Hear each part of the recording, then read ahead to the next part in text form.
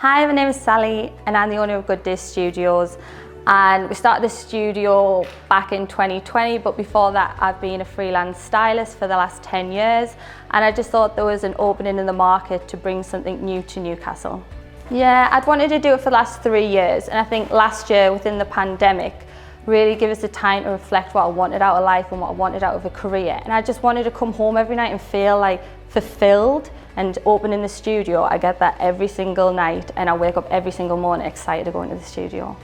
Because it's something that I've always wanted to do and I've thought about for so long, now that I'm running it, I feel so proud of myself for doing it and so happy. And I just feel like now in my career, I'm nearly 30, that I'm finally doing something that I've always wanted to do.